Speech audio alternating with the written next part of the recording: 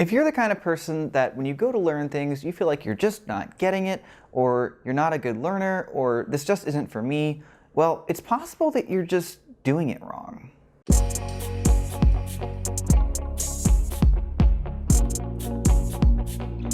So when you're going to learn something, it's probably in the setting of a classroom with a teacher or a professor, and there is some skill on the board that you're trying to learn. Whether that be programming or math, it's something that you're going to start in this class, maybe you don't know anything about it, and by the end you should have some level of understanding. Now, what I'm going to go through here is really based for getting into something that you don't have any understanding of going into, but this strategy can work for other things where you're building upon a foundation. Now, when you start in this process, there are some things that you need to consider. And one is sort of having a necessity. But I'm not going to go too far into that because if you are taking the class at all, you probably have some need to do it, whether or not that is internal, like you actually want to be able to do the thing, or external, like you are in high school and if you don't learn this thing, you're going to get bad grades, your mom's going to get mad, and you're going to lose something that you actually do care about. So moving forward, make sure you have some kind of necessity, and the more necessity you can give yourself, the better. This is why college works particularly well, because you're going to spend a lot of money on this college class, and you are going to lose that money if you don't pass the class. So moving forward, another important thing to do before you start the class or start learning or whatever is to play around with the thing that you're trying to learn. Now, this might seem counterintuitive that you're actually going to start using something that you don't know how to use. And a lot of times it goes about as poorly as you think. What I was doing is learning a CAD software, and that's computer-aided design, where you can basically draw designs like the one behind me.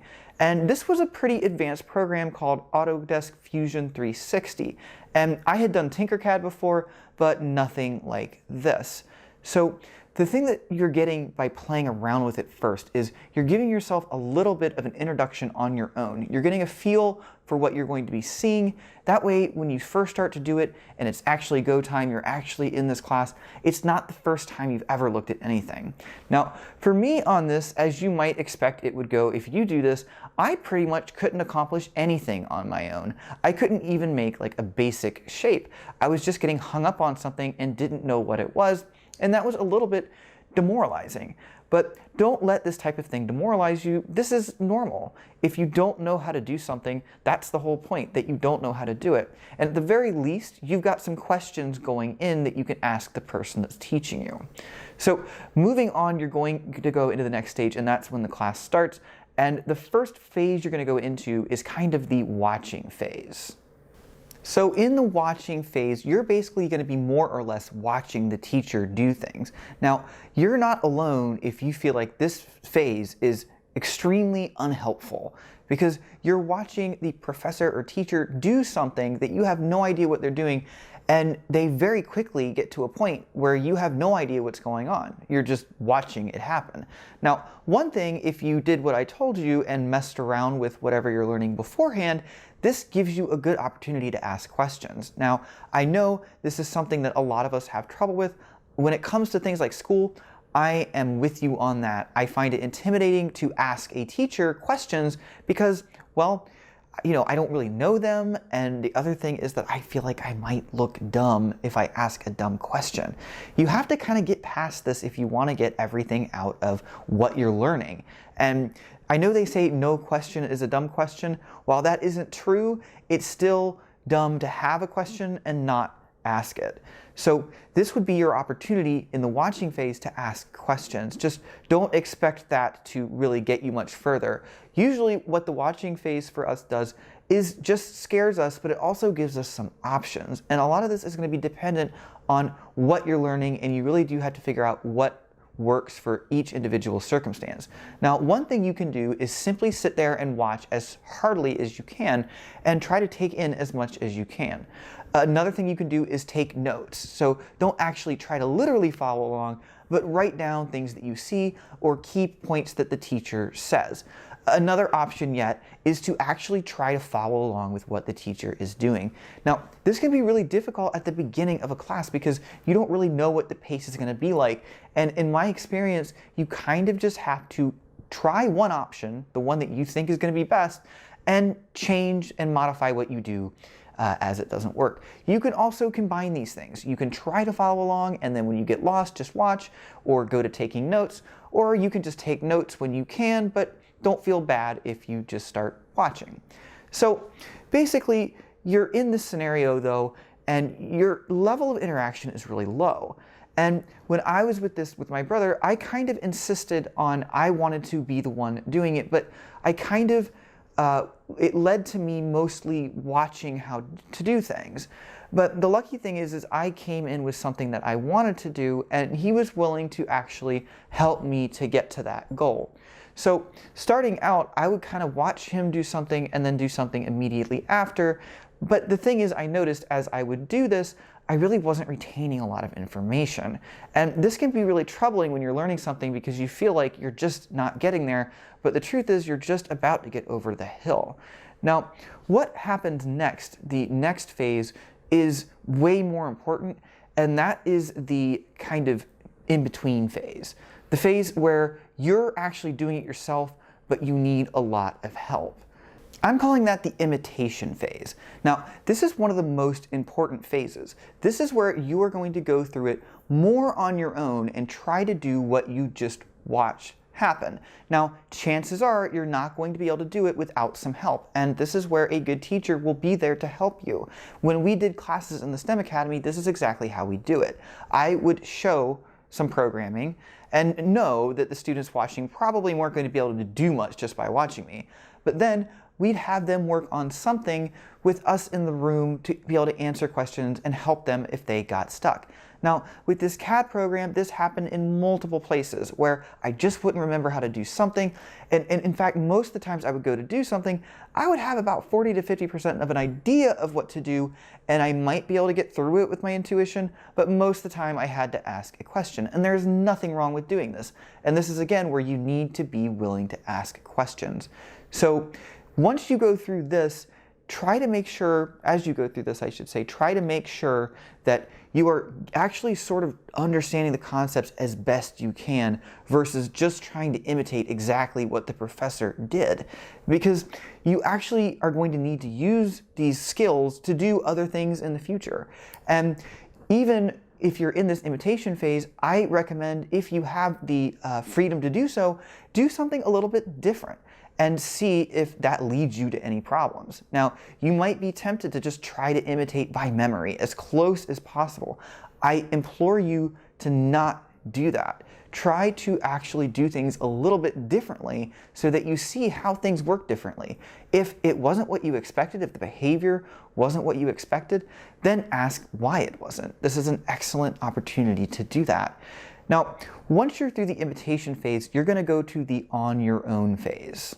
Now, in this phase, this is where the teacher is gone. They're not in the room anymore, and you're going to have to figure out how to do something similar to what you've been doing on your own without any real help. Now, of course, you can Google things, and of course, you are likely going to get stuck. When I did this, when my brother was done teaching me, I decided I want to make sure I retain this skill, and this is very important for retaining this skill.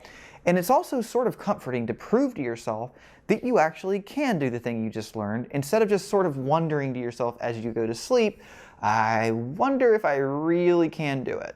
So this is sort of, in my view, a way of proving to yourself that yes, you can actually do it. Now, what can be really disheartening is when it seems like you can't, because you thought you could, but you get to a point where you're stuck and you can't figure out what to do. This is going to happen most likely, at least a little bit. And if it does happen, this is where Google is your friend. Look up stuff, try to figure out this one little thing you're stuck on, see if you can get past it on your own. The other thing that's important is to try to differ what you're doing enough that you're actually kind of learning more of the functionality, while at the same time being careful not to drift too far away from what you learned and landing yourself in a place where you need some skill that you really just haven't learned yet. Now, this can be okay, but try to set a start and an end and try to practice everything that you did learn, although it's very possible you might miss something. Now, I've been teaching programming. I taught programming at a STEM Academy for about a year, and these are the phases that I saw to work, but there is one extra phase I want to add on to it, and that is the exploration phase. Now, the exploration phase is something that is generally not required of you at all, although you might have a teacher that pokes at you a little bit and says, hey, if you want to try this, this is interesting, and kind of give you that nudge to do things on your own, knowing that most nobody will.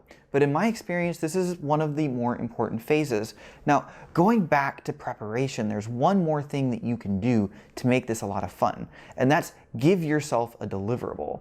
So what I did with the CAD thing is, because I wasn't going to a class to learn this, and if I had been, I probably could have done the same thing, is I waited until I had a little idea that I wanted to do in CAD, but not something that was like super necessary, important right away. That way I wouldn't be kind of overwhelmed with just having it. So in my example, I was talking to a friend and he was going to take a day off. Now, what that friend had was he had 3 beer taps of new beer flavors, and he, wants to try these beer flavors. Someone suggested combining all 3, and he said, no, I have done that before, and it does not work well. So I came up with a stupid idea to make a mug that holds 3 different beers at one time. Now, I knew that my current CAD skills in Tinkercad weren't going to cut it for this. This is something I would need this new skill for. So I held on to it to this opportunity where I could learn this with my brother teaching me. And I made this kind of an end goal, is to, this is my deliverable, this is my thing that I want, regardless of any of the assignments in the class or whatever. I always would make sure in my programming classes that I came up with something that I wanted to do. For instance, in my first programming class, I just wanted to write something that would make the computer die or explode or just hurt it in some way. I know that sounds really odd, and I hope that doesn't say anything bad about me, but I wanted to see how much damage I could do. I almost wanted to write my own virus. But my deliverable I had in mind was, will I be able to learn the skills to maybe make something that breaks the computer? Another thing I wanted to do was a graphical user interface, and this kind of deliverable is okay, even though it is one I was a bit disappointed that I was not able to reach, not only in my first programming class, but not even really by my second. But I was able to do little things like make a window, enough that I felt like I was getting closer to that deliverable. Now, this is where you go into the exploration phase, where after you've finished the on your own part, you then take what you've done so far and see if you can make any progress towards this thing you thought about that you wanted to do. And this can be where you do more learning than anything, because you will use the few skills that you have learned, and then Google will really become your friend, and you might learn just as much from Googling your way to this thing that you want as you learn from the class itself. And I have found this to be really rewarding as well. That when I am working on this stuff and it's probably the last thing I'm going to do at night before the next day and I have to go back to class for something else, that is what will make me sleep well at night. It'll make me happy because I have achieved this thing that I really wanted. And that's kind of what's important, is that it's something that you want. So for my example, I was successful in making this thing, and my brother was happy to oblige me in actually letting this be the thing that he taught me on. Now, in the end, I have all the skills to make this terrible, terrible mug, which does hold water, by the way. But not all classes obviously will be that way. As far as being a good teacher goes, I recommend that a class sort of take that into account, this thing that this person might want to do, and allow it to be sort of part of the curriculum. When I taught STEM Academy, there was always a final project at the end, and that project was pretty open-ended, and it was something that the student was supposed to kind of think of themselves. Now, this is kind of difficult for some people because they just don't consider themselves to be very creative, but the truth is that you really don't have to be. This was just a really dumb idea, and it's little more than a joke, honestly. But I was happy to be able to do it by the end because it was something dumb, and I'd be like, wouldn't it be cool if I could make this ridiculous thing?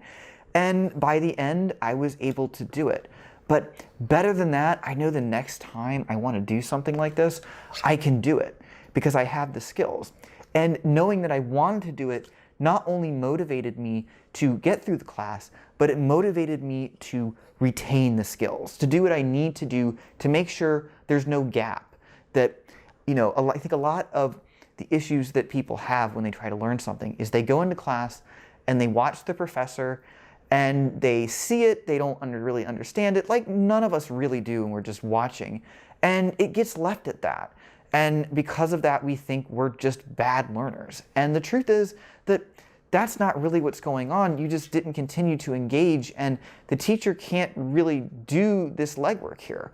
That you have to, as a learner, push yourself into the second phase, which the teacher should facilitate and be there to help you, to where you're then learning, but you're doing work on your own, but you still need help.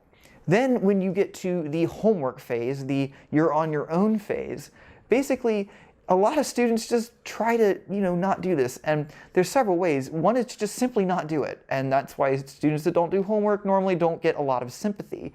But the other thing that they could do is do it just well enough to be able to turn it in and not really take the time and understand it. Now, I understand the tendency to do this, especially in classes where you're graded, because if you don't understand it, but you still get a good grade, you might pass. If you take time and try to explore during your homework phase, then you might kind of understand it halfway through and then get a 50%. So when I was in college, I would kind of push myself to get to the end, but then I would have all these questions that came up, and I would try to figure out on my own the answers to these questions, like why did this work that way? And how come this did this when I thought it would do that? Why did I have to do this to make it work? And if I couldn't figure them out on my own, I would ask the teacher the next day. And the exploration phase is one that almost nobody does, but I really do think it's what sets the people apart that are really good and really passionate with these skills later in life from the people that may or may not be able to utilize them or just kind of end up being okay at what they're doing. And that's because you start to connect this skill you're learning to something else that you desire in your life, something that you can do. And that helps you to internalize the skill and consider it to be more of an asset. So I hope this helps you guys. If you have any questions about the process I just went through, please post them in the comments. Have a good night.